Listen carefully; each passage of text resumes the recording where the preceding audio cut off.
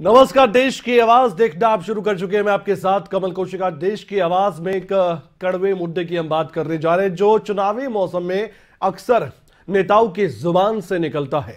हालांकि इससे कोई फर्क मतदाताओं को नहीं पड़ना चाहिए, लेकिन क्या मतदाताओं के मन में कोई सवाल पैदा करने के लिए इस तरह के मुद्दे उठाए जाते हैं? क्या नेतृत्व जो कर रहे हैं बड़े बड़े दिग्गज अपनी पार्टियों का, वही बरगलाते हैं? क्या उनकी ओर से विकास के मुद्दे धीरे धीरे गायब हो जाते हैं जब चुनाव की तारीख नजदीक आती है, जब वोटिंग करना होता है उससे पहले क्यों जाति का जोरों शोरों से नाम लेने नेता लग जाते हैं?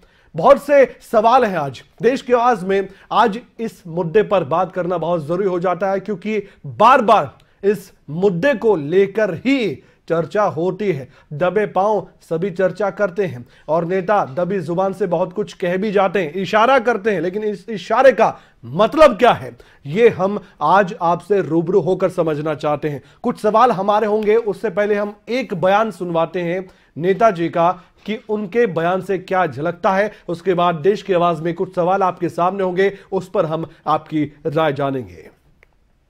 जिन लोगों ने इस्तीफा दिया वो हम लोग के सभी एक मित्र रहे हैं और मित्र हैं भी, मगर उन्होंने इस्तीफा दिया उसके कारण समझने चाहिए। या तो मैं उनको कहीं कैटेगरी में डालूं तो ये है कि एक पुत्र प्रेम से जा रहा है, एक किसी को जा रहा है जिसके लिए हम लोग ने कहा टिकट यहाँ पे नहीं लड़ पाओगे, आप हार जाओगे, दूसरी सीट ढूंढ लो फिर बता दो। इस प्रकार से जो लोग हैं, या जिनका एकदम ही टिकट कट रहा था, वो भी एक कैटेगरी है, बड़ी संख्या है उसमें। तो इसलिए इन लोगों ने एक दिखा रहे हैं कि हम ओबीसी और दलित के कारण यहाँ पे उनकी उपेक्षाएं हुई हैं इन लोग समाज की, इसलिए हम उनको छोड़ के बीजेपी को जा रहे हैं और इस गठबंधन जा रहे हैं। मगर भाई 5 साल तो मलाई तुम खा रहे थे, 5 साल आपको कोई याद नहीं आई। कैबिनेट की जो कमेटियां बैठी थी उसमें आपने कभी आवाज़ नहीं उठाई। एक दफ़े बता दें कि आपने उसका विरोध किया। आप तो टेबल थपथपाते थे, भाषणों में आप बोलते थे, योजनाओं जब लाभार्थियों को योजनाओं का फायदा देते थे तो चाबियां आप पहुंचाते थे, सर्टिफिकेट आप देते थे। तो फिर ये 5 साल बाद कारण क्या है, वो कारण तो हमें बता दो। और एक चीज और बता दें कि भाई आप लोगों ने समाजवादी पार्टी के साथ निर्णय किया, स्वागत है आपका, आप अपना निर्णय, आपको स्वागत हो, लेकिन समाजवादी पार्टी के अंदर 10 ऐसी चीज बता दीजिए जो दलित और ओबीसी के लिए उन्होंने किए हैं पिछले 5 साल में।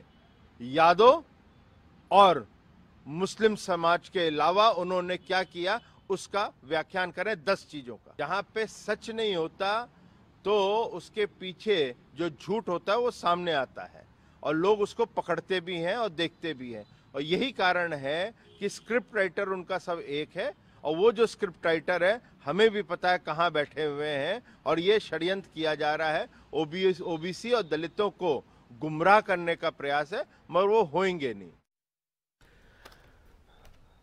ओबीसी और दलित वर्ग के लोगों को गुमराह करने का एक षड्यंत्र रचा जा रहा है। ये सत्ताधारी पार्टी के नेता थे, सिद्धार्थनाथ सिंह इनका नाम है, लेकिन बात सिर्फ इनकी नहीं, बात उन लोगों की भी होनी चाहिए जो बीजेपी छोड़कर जा रहे हैं। उत्तर प्रदेश चुनाव में अब जातिगत समीकरण बिठाए जा रहे हैं, क्या ये कारगर साबित होते हैं? इसी पर कुछ सवाल हमारे हैं जिस पर हम आपकी राय जानना चाहते हैं देश की आवाज में। उन सवाल को ध्यान से आप देखिए। क्या बिना जाति बताए वोट नहीं मिल पाते हैं क्या? आज ये हम आपसे जानना चाहेंगे, आप भी एक वोटर होंगे। विकास के मुद्दों पर क्यों हावी होते हैं जातिगत राजनीति के मुद्दे? क्या जाति धर्म देखकर ही चुने जाते हैं उम्मीदवार? क्या ऐसा भी होता है? इसके अलावा जात पात की राजनीति से कब मुक्त होगा हमारा देश? हमारी राजनीति भारत की कितने मायने रखता है जातिगत समीकरण?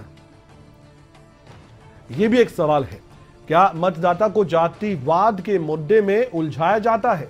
जहां बात मुद्दों की, विकास की, गली कूचे की और आपके मूलभूत सुविधाओं को लेकर होनी चाहिए, वहां आपके जातिगत मुद्दों को बताकर क्या एक मतदाता को गुमराह भी कर दिया जाता है? ये बहुत अहम प्रश्न है आज, इसलिए हम चर्चा करना चाहते हैं। आप देख रहे हैं कि यूपी की राजनीति में या बाकी जहां जहां चुनाव अब होने जा रहे हैं वहां क्या क्या चल रहा है, इसी पर हमारे ये कुछ सवाल है। आप अपनी राय दीजिए और बताइए कि नेताओं के मन में जो है वो क्यों रहता है, क्यों बार बार जातिगत समीकरण की बात होती है।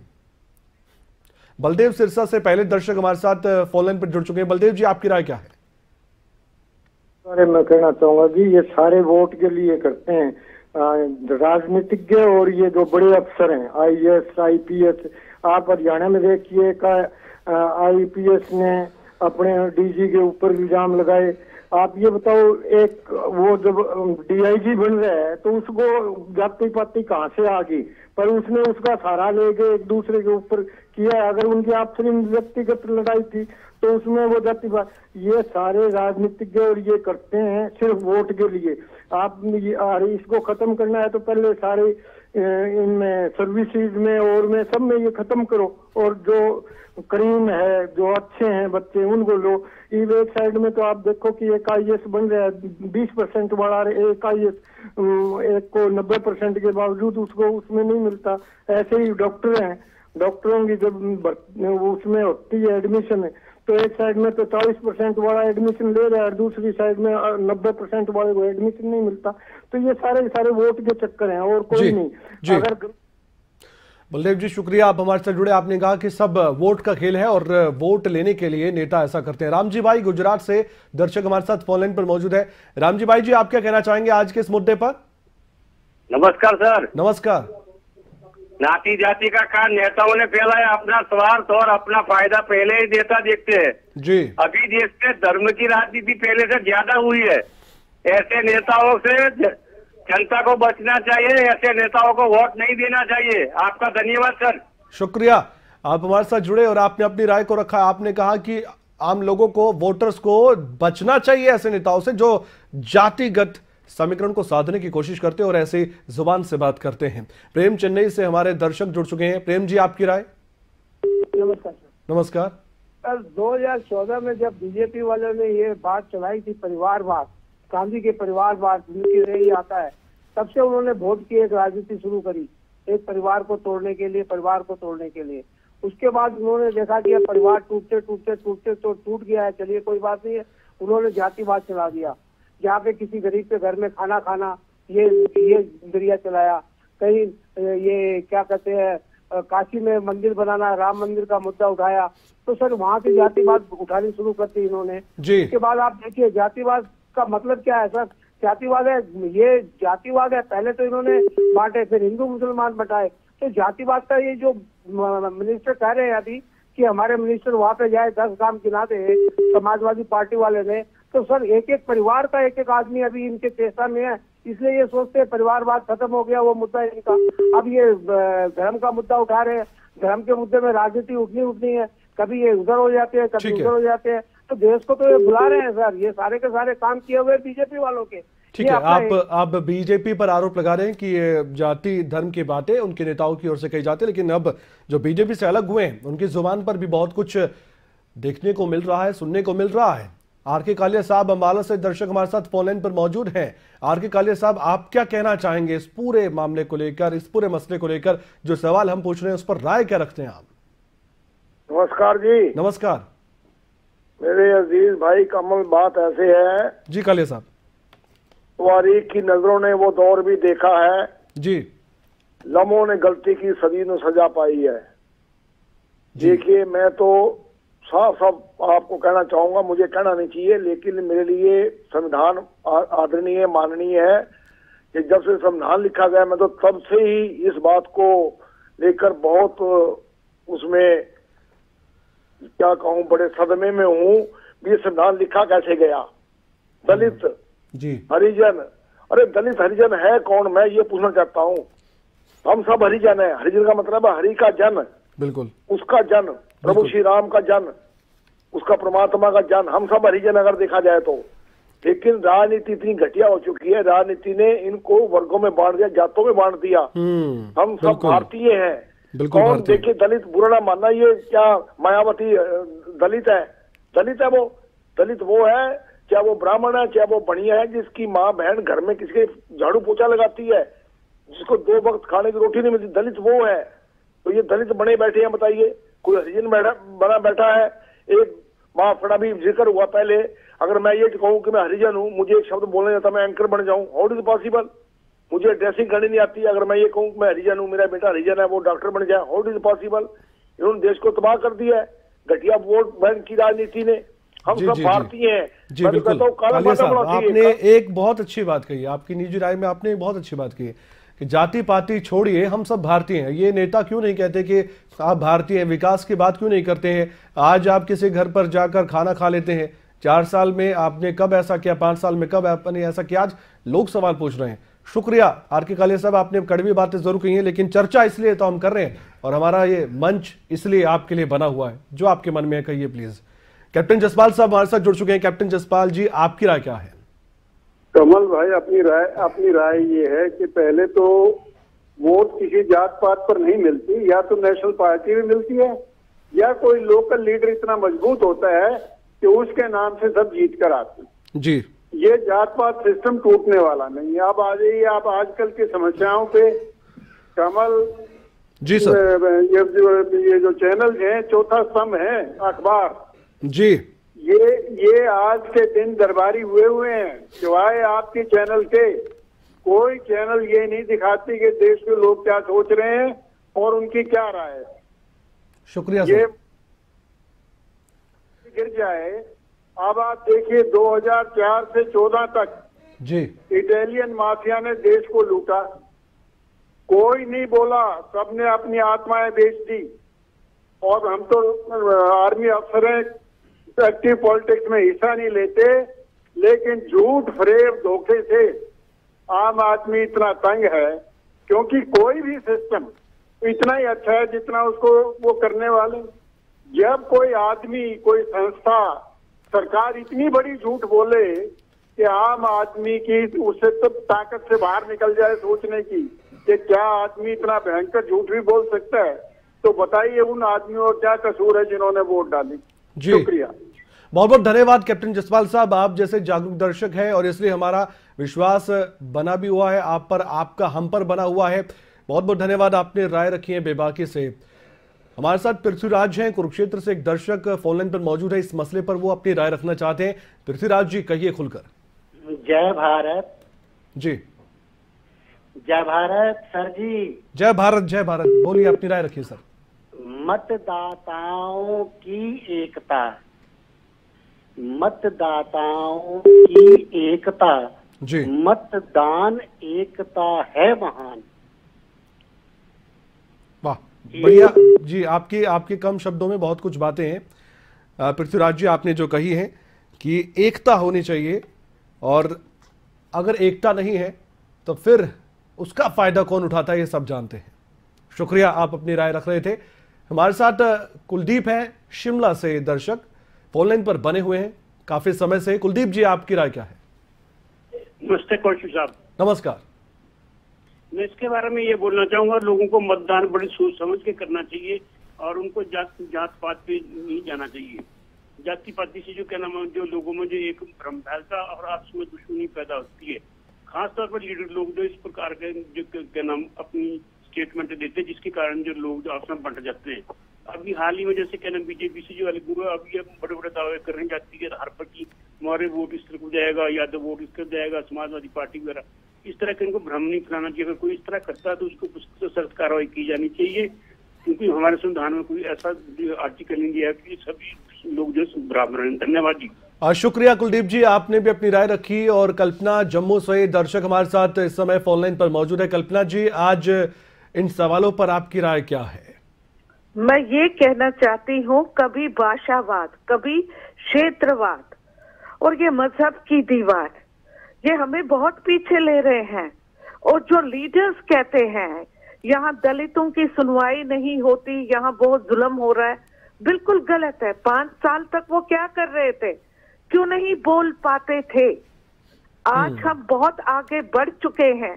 अगर हम इन बातों में फंस गए, जो हमारा विस्तारवाद का दुश्मन है और जो आतंकवाद का सरगना है, खुश हो जाएगा कि मोदी के हाथ इस समय मजबूत होने चाहिए। हमें चाहिए कि उस लीडर को चुने कि जिसने देश को एकता के सूत्र में बांधा है और विश्व गुरु बनाया है। मैं चाहती हूं कि जो लोग इसमें फंस गए हैं, इस दलदल से निकल जाएं और देश को सही राह दिखाएं और उन नेताओं के हाथ मजबूत करें जो सचमुच ईमानदार जी। हैं और छवि जिनकी ईमानदार है। जी, धन्यवाद कल्पना जी, आप जुड़ रहे थे हमारे साथ और आपने कहा कि जात पात के मुद्दों से इतर हमें एक सशक्त उम्मीदवार को हमेशा चुनना चाहिए ताकि हमारे देश की राजनीति मजबूत हो सके और जो लोग उम्मीद करते हैं कि उनका जीवन यापन बेहतर होगा और उनके लिए तरक्की के रास्ते खुलेंगे और देश भी आगे बढ़ेगा प्रगति के पथ पर, ऐसे उम्मीदवारों को हमें चुनना चाहिए। और आज चर्चा इसलिए होनी चाहिए इस मसले पर क्योंकि ये नेता बोलते हैं। हम एक बयान आपको सुनवाएंगे, लेकिन उससे पहले कॉलर हमारे साथ जुड़ चुके हैं। नागेंद्र सिंह नेगी साहब हैं मंडी सरकाघाट से, उनसे हम पहले बातचीत कर लेते हैं, उसके बाद वो बयान आपको सुनवाएंगे, जरूर सुनिएगा। नागेंद्र साहब, आपकी राय क्या है आज के इस मसले पर? कमल सर नमस्कार। नमस्कार। नमस्कार। मकर संक्रांति लोहड़ी की बहुत बहुत मुबारकबाद।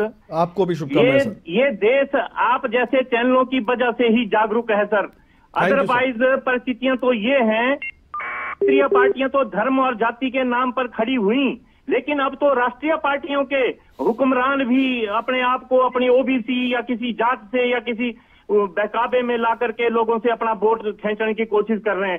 धन बल, बाहुबल, जातिवाद, धर्मवाद, ये सर राष्ट्रीय पार्टियां अगर धर्म जाति को सेट करेंगी और उसमें मीडिया को भी इन्वॉल्व कर लिया जाएगा तो लोकतंत्र के सारे स्तंभ जो है वो क्या लोग क्या कर सकते हैं सर।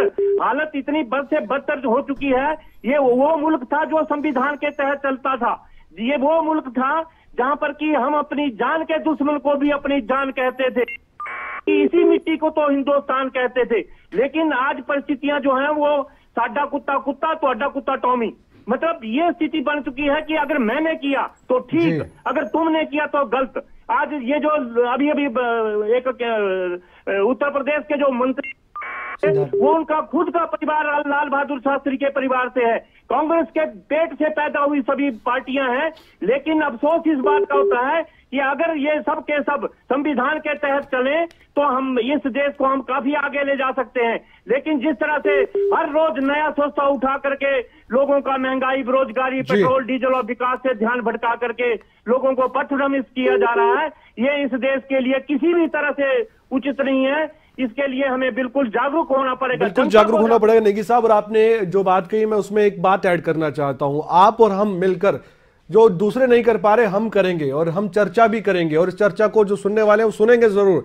जिनको सुनना चाहिए वो भी सुन रहे, जो नहीं सुनना चाहते उनको भी ये सुनना पड़ेगा क्योंकि वो जानना चाहते होंगे कि आप जो जागरूक दर्शक है, जागरूक वोटर है, वो क्या सोच रहा है। इसलिए मंच हम लेकर आते हैं आपके लिए। हमेशा वो बातें, वो मुद्दे हम रखेंगे, यहां पर खुलकर रखेंगे, कोई रोकने वाला हमें नहीं है और हम भी आपको जो आप करना चाहते हैं रोकने नहीं देंगे और किसी की हिम्मत भी नहीं है लोकतंत्र में, ये बात ध्यान रखिएगा। हमारे साथ उमा है, एक दर्शक शिमला से। उमा जी, आपकी राय। हेलो, नमस्कार जी। नमस्कार। जब ये हमारा भारत देश आजाद हुआ था तो उस समय हर एक धर्म, हर एक जातियों ने मिलकर के लड़ाई लड़ी थी, वो चाहे सिख है, चाहे वो हिंदू थे या मुस्लिम थे। तो उस समय उनमें कोई जाति धर्म कुछ नहीं था, सबने मिलकर के लड़ाई लड़ी थी।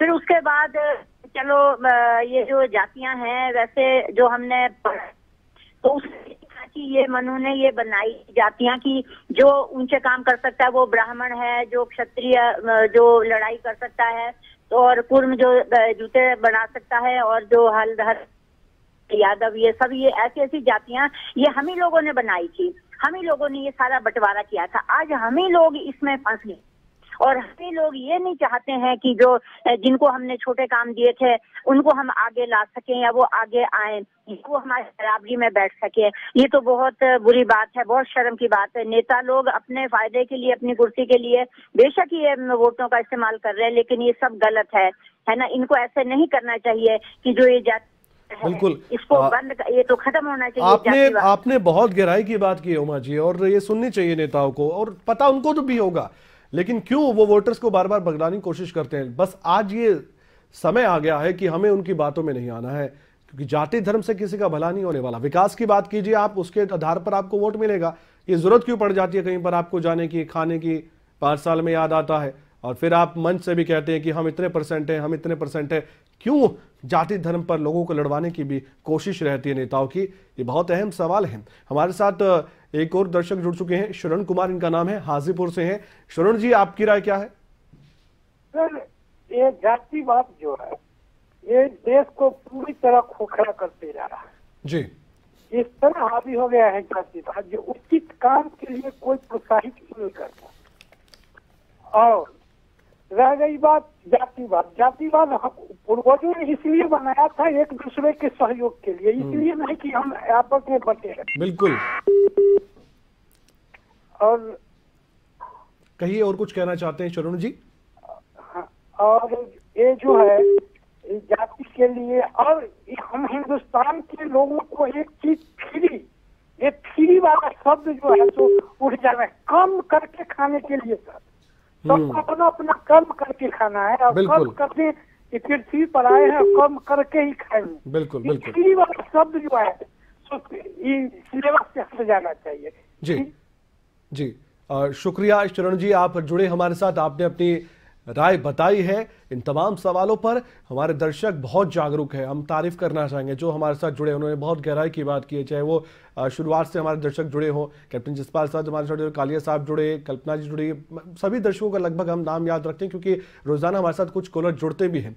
और उन सभी का शुक्रिया कि आप हमेशा अपनी बेबाकी से राय रखते हैं। और देखिए, इस पर चर्चा करना बेहद जरूरी हो जाता है जब आप थोड़े समय के लिए समय निकालते हैं, क्योंकि चर्चा का तो है, मंथन का तो दौर होता है। ये बड़े बड़े नेता इतने पैसे खर्च करके मंथन ही तो करते हैं, कोई जीत के लिए करता है, कोई देश को आगे बढ़ाने के लिए करता है, कोई ये करता है कि समाज में सुधार कैसे हो। तो ये जो मंच है, इस पर भी आप आकर चर्चा जरूर करें कि हम कैसे किसी की सोच में बदलाव ला सकते हैं। आपके कुछ शब्द किसी की सोच में बदलाव ला सकते हैं, आप यकीन मानिएगा।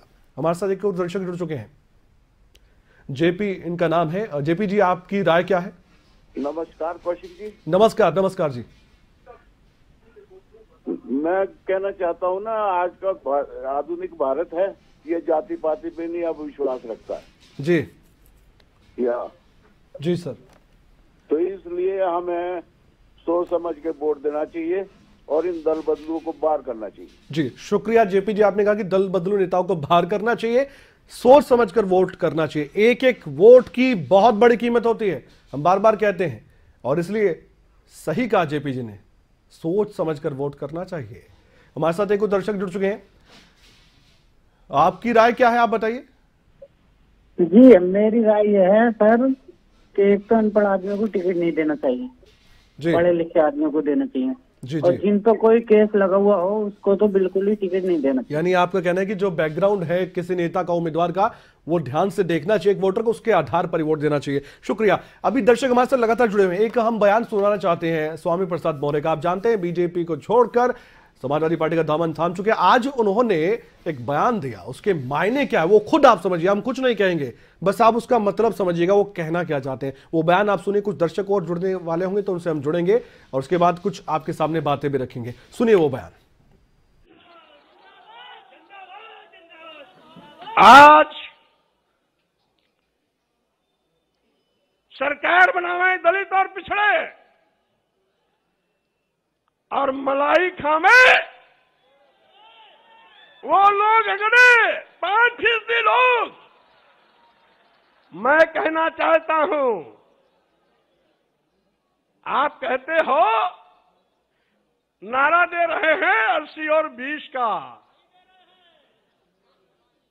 और मैं ये कहता हूं 80-20 नहीं, अब तो होगा 15 और 85 का। 85 तो हमारा है, 15 में भी बंटवारा है। आप दुहाई देते हो उत्तर प्रदेश की सरकार को, मैं चेतावनी देता हूं। आप कहते हो हम हिंदू कार्ड पर चुनाव जीतेंगे। अगर आप बड़े हिंदू के हमदर्द हैं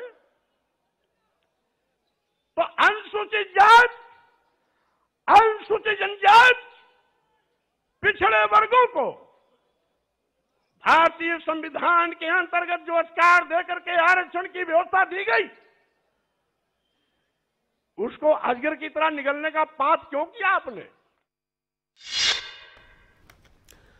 अब मलाई मिठाई किसने खाई, स्वामी प्रसाद मौर्य को बेहतर ये जानकारी है, लेकिन ये 85, 15 और 15 में भी बंटवारा, ये क्या कहना चाहते हैं, इसलिए हमने कहा था कि इसके मायने आप खुद समझिए कि नेताओं का दिमाग कहां चलता है और इनको वोट कैसे मिलते हैं और कैसे इनको वोट मिलने के लिए तरीके अपनाने पड़ते हैं एक मंच से, वो भी आप समझ पा रहे हैं। लेकिन हम कहना चाहेंगे उन वोटर से जिनकी अब जिम्मेदारी बढ़ गई है कि जहां जहां राज्यों में चुनाव है, बहुत सोच समझकर वोट दीजिएगा। आपका एक वोट बहुत जरूरी है और वोट देने जरूर जाइएगा, क्योंकि ये भी बहुत जरूरी है। कोरोना काल के बीच भी अपना ख्याल भी रखिएगा। लेकिन देश की आवाज में एक मुद्दे के साथ फिर से आपसे मुलाकात होगी और फिर हम चर्चा करेंगे, क्योंकि बार बार हम कहते हैं कि आपके कुछ शब्द किसी की जिंदगी में बदलाव ला सकते हैं। नमस्कार, देखते रहिए खबरें अभी तक।